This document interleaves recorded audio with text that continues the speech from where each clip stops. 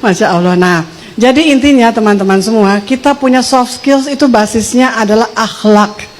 Ya, syukur kalau bisa jadi karim, akhlakul karimah. Karena itu yang membuat kita berbeda sebagai manusia, seperti itu ya. Nah, kita dengar Ustadz Abdul Somad ya. Ini juga bagus, tunggu dulu Mas, jangan dulu. Jadi intinya adalah ketika tiap hari kita keluar rumah, yang kita lihat sebelum keluar rumah, tentu sholatnya udah HP, ya nggak sih? WA, ada berita apa nih masuk, benar nggak sih? Aku juga gitu soalnya. Udah gitu karena aku punya medsos, nambah nggak nih follower gue? Ya kan? Dulu sebelum YouTube saya juga dibajak, aku mulai lagi. Yang hilang tuh Marissa Haque Official, sekarang aku punya Marissa Haque Daily sama Marissa Haque Channel buat yang talk show. Itu aku ngeliat nambah nggak followernya, karena apa? Ujungnya monetisasi. Ya kan aku bakal dapat duit berapa nih gitu loh. Karena aku pernah dapat sampai 6 juta rupiah. Artinya kan lumayan ya, seperti itu. Tapi itu adalah yang disebut dengan di masa depan nanti kita semua akan berhadapan dengan Dajjal yang matanya satu. Kan kalau dalam karikatur kartun gitu kan mukanya kayak manusia gitu, ada tanduknya, matanya dijidat cuman satu. Tapi teman-teman semua, mbak-mbak, mas-mas, jangan salah, Dajjal itu ada di dalam tangan kita. Karena apa? Handphone itu matanya satu. Walaupun kata orang-orang, kan iPhone matanya 3. Iya, tapi kan yang nyala, setiap kali nyala cuma satu. Ya nggak sih? Udah gitu pas dibalik itu layarnya kan cuma satu. Betul nggak sih? Jadi gangguan kita adalah ketika time consuming kita tends to, more to HP live. Betul nggak sih? Contoh gini, udah azan nih, ya udah kan kita pengen sholat nggak telat dong. Terus kan kita pikir maghrib, di sini maghrib jam berapa nih? 6, setengah 6 udah maghrib ya, sampai jam oke, setengah 6. Terus setengah 6-nya naik nih, 15 menit, azannya baru selesai. Masih ada sejam, ntar dulu gue balas dulu nih. Ya nggak sih? Kan ada komen tuh di Instagram. Itu kan kita pikir mau 1, 2. Tiba-tiba yang komen banyak nih. Itu bisa loh habis setengah jam. Pengalaman pribadi. Jadi ini reminder gitu ya, bahwa aku juga tergoda oleh si mata satu itu gitu ya. Nah, bagus sekali apa yang dikatakan oleh Ustadz Abdul Somad. Coba deh Mas, yang ini. Kalau tidak diajak memikirkan agama, dia akan memikirkan selain agama. Kepala mesti diajak memikirkan nanti kalau saya mati apakah husnul khotimah, su'ul khotimah. Selama di alam barzah apa yang mengalir. Ketika bangkit di padang mahsyar siapa yang melindungi saya. Nanti kalau saya mati siapa yang berikan syafaat kepada saya. Meniti titian siratal mustaqim siapa yang menyelamatkan saya. Saat saya nanti akan di pintu surga neraka siapa yang menyelamatkan dari azab Allah.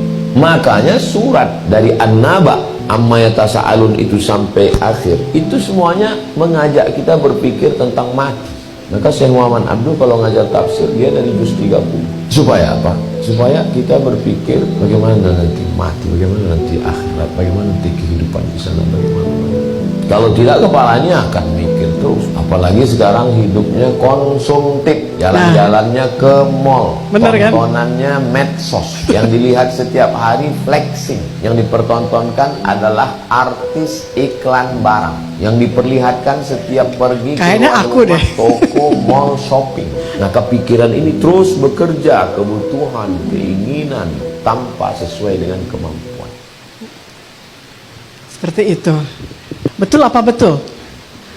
Betul ya, juga terjadi pada saya gitu ya. Cuman saya mencoba sedikit meredefinisi. Apa redefinisi yang saya lakukan? Bahwa benar saya melakukan flexing. Flexing tahu nggak kira-kira maknanya apa? So, do you understand what flexing means? Flexing, F-L-E-X-I-N-G. Yeah. Not financing, but someone who show off too much for something. Like when I'm wearing this dress, so I'm showing to you, look at my dress, isn't it beautiful? Such as like that. That's flexing. But that's okay if in certain amount of events or occasion. But if too much, it will ruin you. So it will kill you as well. Jadi mas-mas, mbak-mbak, aku flexing sih. Kayak tadi aku bilang, bagus gak sih baju aku? Lumayan lah ya. Ini endorse semua. Ini pengakuan dosa ya.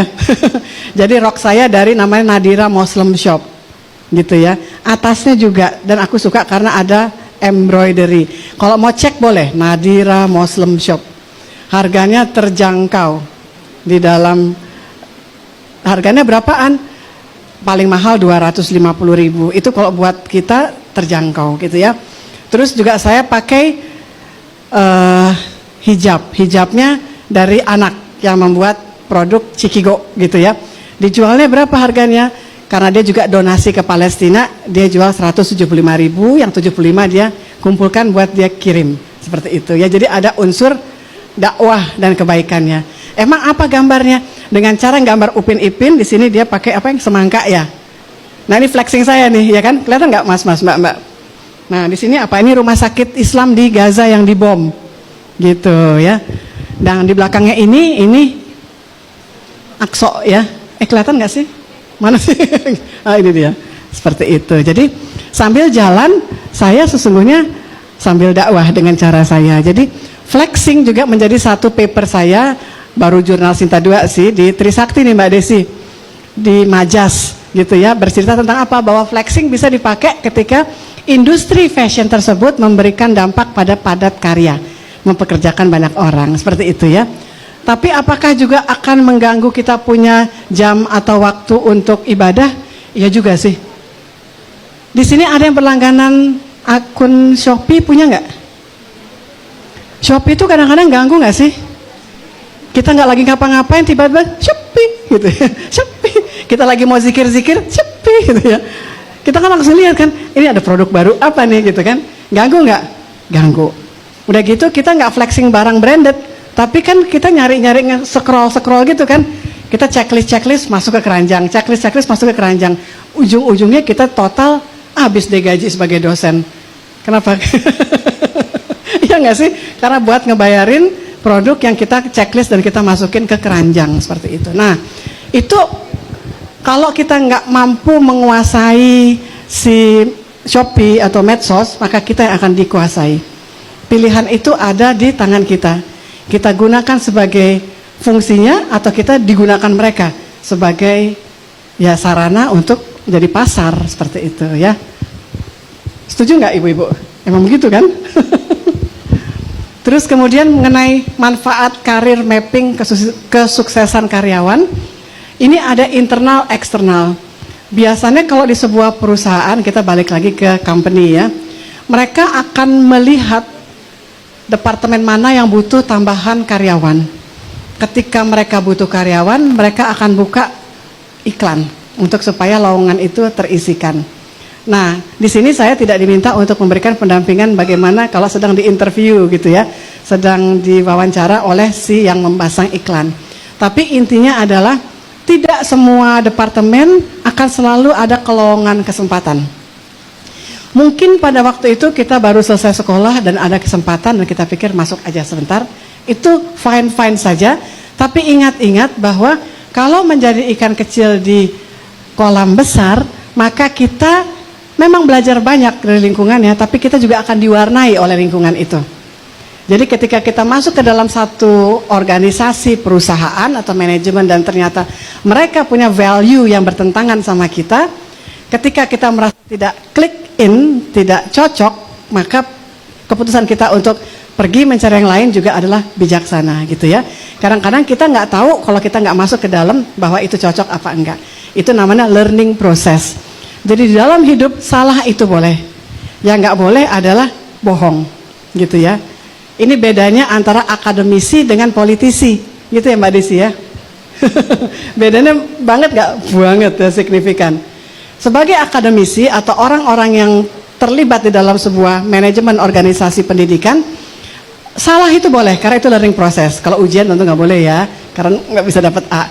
Tapi kalau dalam berpolitik, salah tuh nggak boleh, karena paketnya nyantri quote and quote ya di pesantren KPK, tiba-tiba pakai kerudung, tiba-tiba pakai apa namanya nikop, tiba-tiba gitu, dulu kemana aja gitu kan.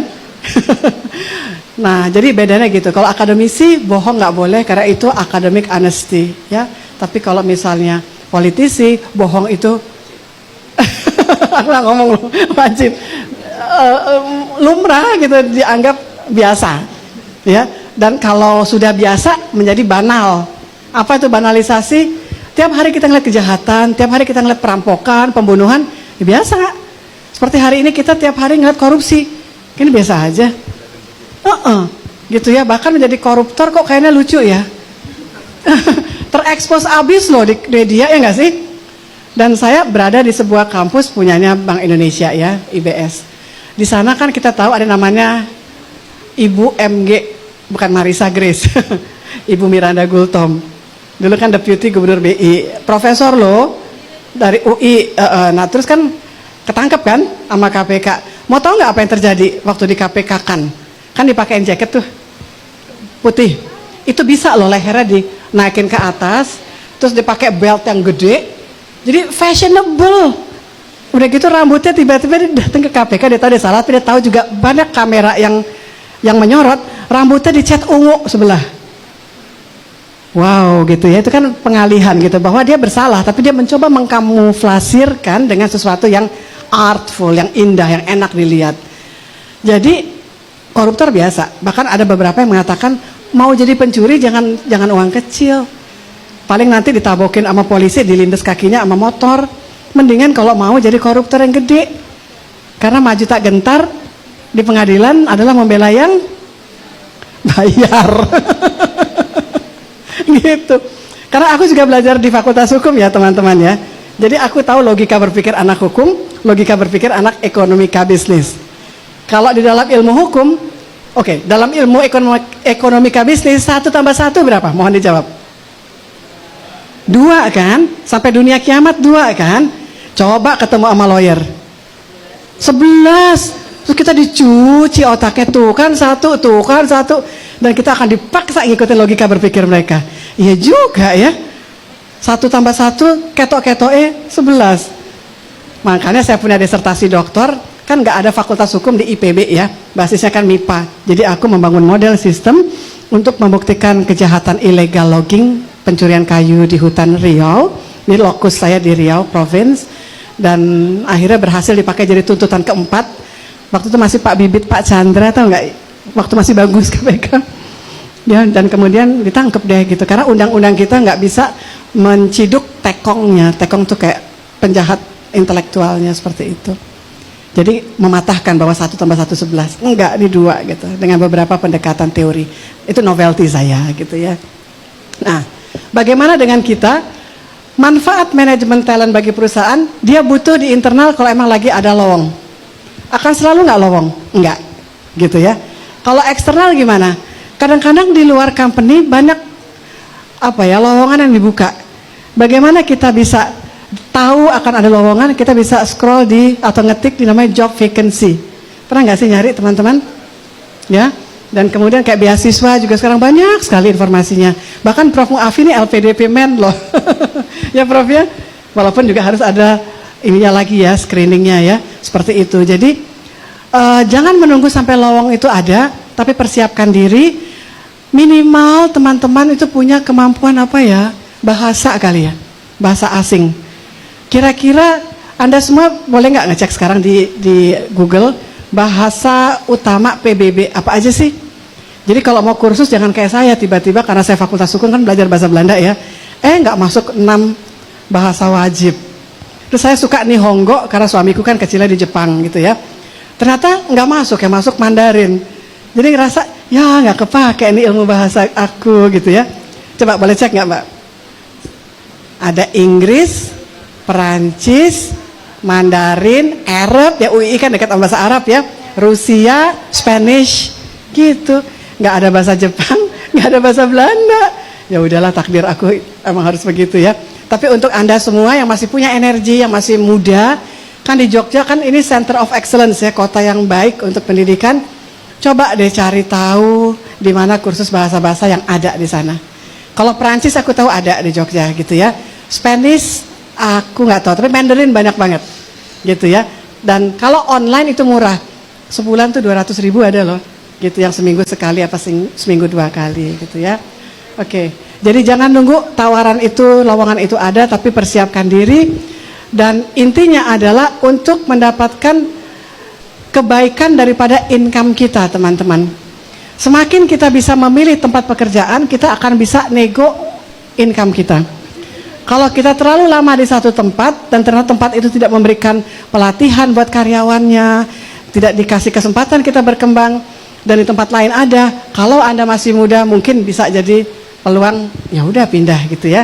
Tapi sebelum pindah pastikan dulu di tempat yang baru aman.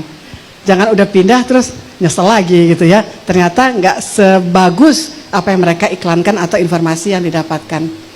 Nah, model daripada talent management nanti yang Anda akan jumpa di lapangan adalah bagaimana melihat workforce staffing, job analysis, apa yang Anda punya ilmunya, apa yang Anda akan hadapi di depannya, dan talent acquisition, bakat-bakat lain apa, soft skills, bahasa salah satunya, dan akhirnya employee selection.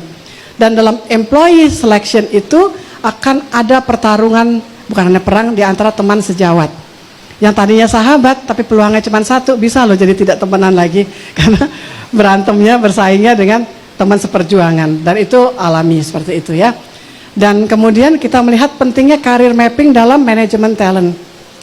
Ini ada beberapa contoh, tapi saya mau ngasih contoh dari keluarga saya aja. Teman-teman tahu suami saya siapa? Siapa? Preman. Kalau amit-amit jabang baby. Iya, Ikang Fauzi gitu. Prof maafi katanya kalau belum ganti gitu. Terima kasih. Namanya Ikang Fauzi. Nah, Ikang Fauzi tahu ya, penyanyi rock itu dulu sih ganteng, sekarang lumayan lah buat hari-hari istrinya masih ganteng juga. Nah, ayahnya suamiku itu PNS dari Kemlu sekarang atau Deplu. Dia duta besar ya beliau. Dan udah meninggal. Pada waktu suamiku mau masuk ke UI dan diterima, dia ingin waktu diterima di FISIP jadi kayak bapaknya gitu loh. Jadi internasional gitu, hubungan internasional atau HI. Bapaknya bilang, jangan gitu ya, jangan jadi PNS, jangan di Kemlu, kamu dagang aja gitu loh, sambil berkesenian. Jadi dia tahu, karena mertua aku juga penyanyi keroncong, juara ketiga waktu ada pertandingan nyanyi keroncong. Juara satunya kakeknya Harvey, jadi ada Bram Titale Maliholo ya. Nah, karena ngikuti dari informasi dan arahan ayahnya, suamiku ngambil administrasi niaga yang kayak kita, ekonomika bisnis. Dan dia dagang, dia bisnis di real estate, seperti itu ya. Jadi secara kapital jauh lebih banyak daripada ayahnya ketika pensiun. Hanya ayahnya dapat pensiun, sebagai swasta ya dia nggak akan dapat. Tapi kan dia bisa dengan apa ya, perencanaan keuangan menyimpannya sebagian untuk kalau masa tua sakit atau macam-macam, untuk asuransi maupun investasi lainnya. Jadi suamiku pebisnis dan penyanyi rock gitu ya. Dan karena dia juga artis dan juga pebisnis, memuluskan jalannya jadi business person. Karena kalau orang didatengin Ikang, nomor satu foto-foto dulu gitu ya. Jadi habis assalamualaikum, waalaikumsalam, Ikang Fauzi, rame gitu kan, foto-foto. Nah habis foto-foto langsung deh, oh mau ketemu ini ya, mau ketemu ini, dianterin gitu loh ya, sampai ke tempat yang kalau orang-orang normal biasa susah gitu ya. Nah saya sendiri gimana, mungkin tadi Mbak Desi nggak sempat baca sebenarnya saking panjang, tapi boleh didapatkan fotokopinya kalau ada yang tertarik. Jadi waktu saya menjadi mahasiswa S1, saya pernah nyoba jadi lawyer karena emang bidangnya law. Tapi kan SMA saya IPA ya, saya sukanya tuh biologi, ya matematik.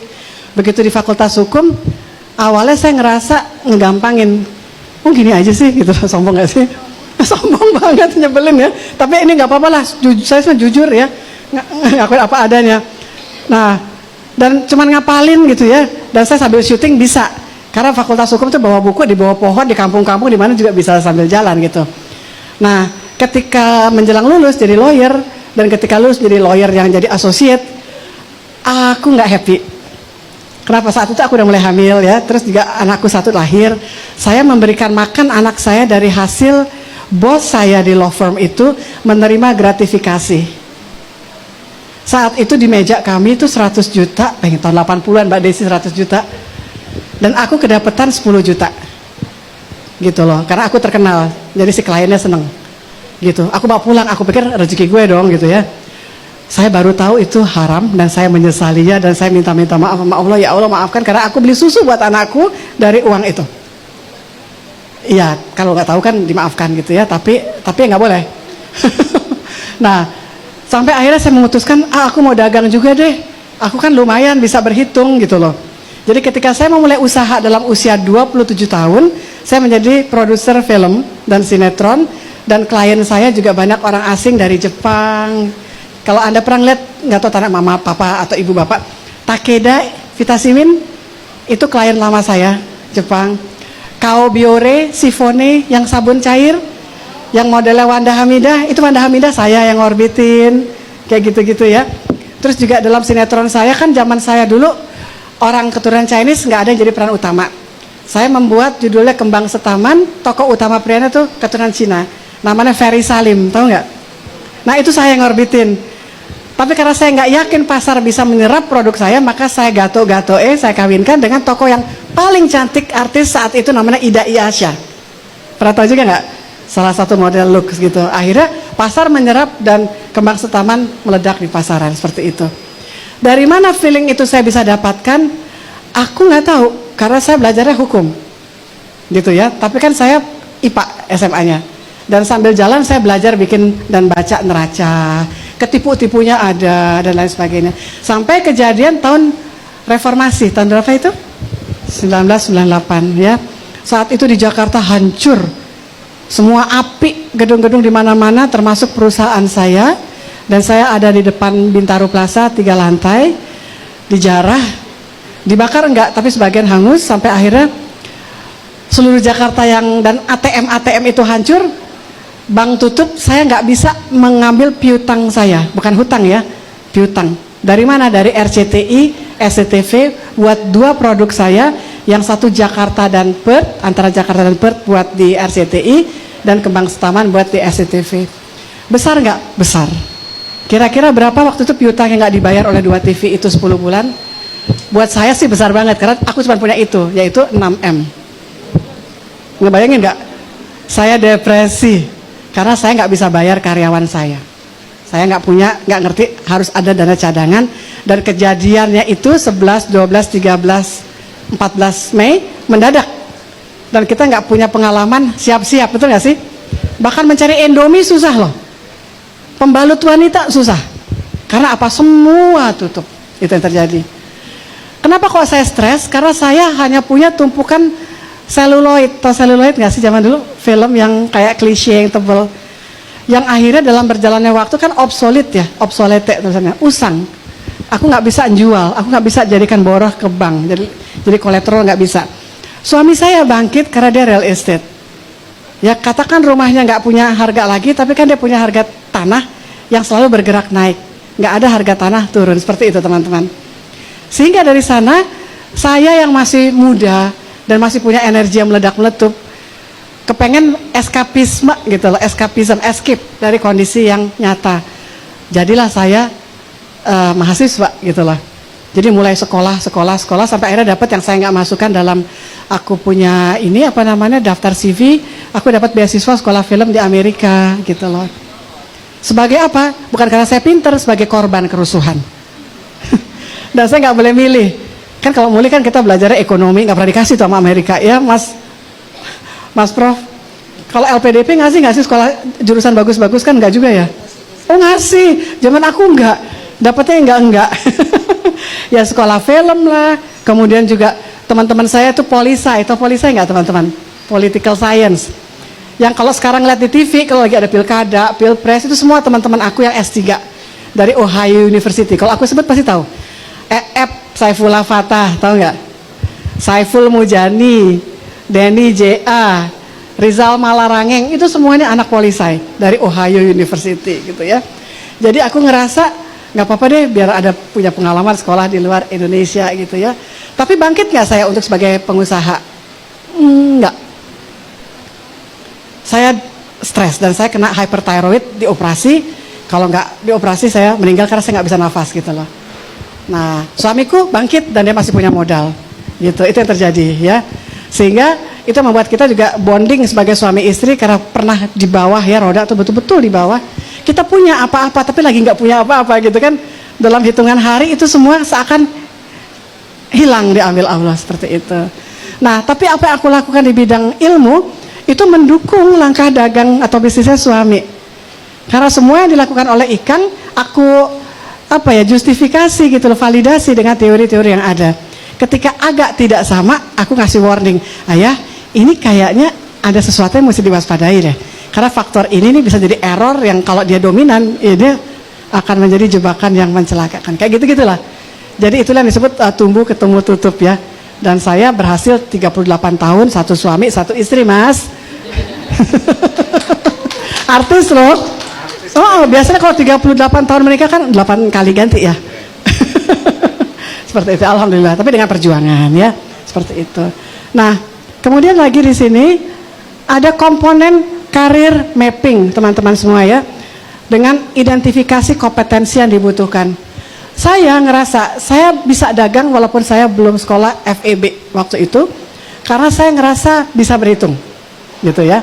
Dan ketika saya akhirnya masuk FEB setelah melalui yang lain fakultas, saya ngerasa lumayan nggak terlalu sulit.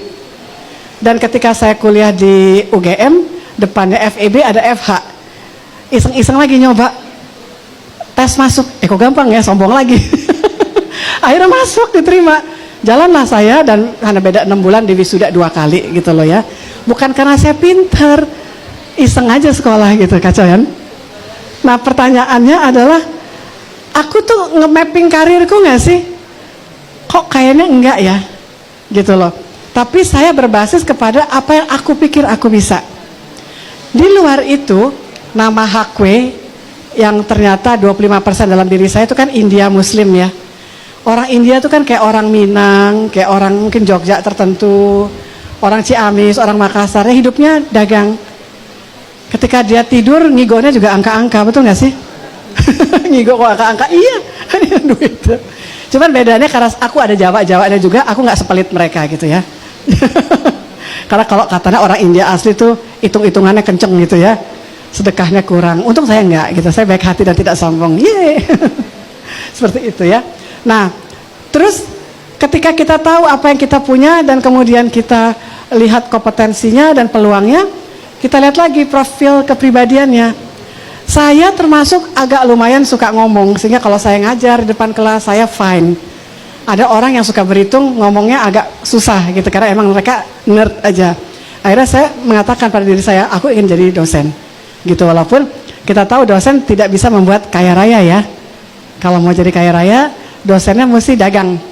Jadi saya katakan sama suami saya, ayah, kalau saya nanti berhasil jadi GB, aku ingin punya bisnis gitu ya. Kamu masih punya waktu, bukannya udah bolak-balik pulang ngajar capek. Ya sih, aku udah gak muda ya. Saya bulan depan 62 tahun teman-teman. I'm old and exhausted. Saya tua dan lelah gitu ya, jadi cepet capek ya. Dan saya merasa kalau saya punya bisnis, jangan yang saya ngawasin daily, day by day. Jadi apa pilihannya? Aku ingin punya franchise. Jadi kalau franchise kan aku cuma punya tanah atau punya gedung, udah gitu kan ada manajemen yang emang bagian daripada si franchiser kepada franchisee untuk ngawasin gitu loh. Seperti itu gitu ya. Bidangnya apa? Kuliner. Kenapa? Karena kuliner selalu dibutuhkan. Tinggal gimana kuliner itu bukan produk Israel, tahu ya, produknya dalam negeri, dan kemudian dia mempekerjakan banyak orang. Jadi itu saya pengen jadi GB yang juga pebisnis. Sekarang ngerasa bisa berhitung ya. Mungkin Anda nanti bisa melakukan buat diri Anda seperti itu juga. Dan latih, kembangkan terus kemampuan Anda, dan kemudian memberikan target apa yang akan dicapai. Nah ini saya nggak satu-satu saya jelaskan, saya hanya akan, semoga teman-teman bisa baca nggak nih, kira-kira apa nih? Pekerjaan yang akan hilang. Berapa buah yang akan hilang? 9. Bisa dibaca nggak tuh? Ya, semua itu akan diganti dengan robot, dengan AI. Seperti misalnya gini, saya coba submit di jurnal Scopus Q3 di UGM. Kemudian sudah diterima, tapi LOA belum keluar. Karena saya bukan plagiat, kalau plagiat kan ciki-ciki itu merah ya. Saya ciki-ciki-cikinya biru. Jadi saya menghaluskan bahasa Inggris saya pakai AI. Dan itu terdeteksi oleh AI detektornya punya UGM yang mereka beli baru alatnya. Karena mereka mencoba naik dari Scopus Q3 jadi Q2. Jadi saya dan angkatan baru yang submit itu jadi korban AI detektor yang baru. Untungnya nggak ditolak, jadi saya boleh resubmit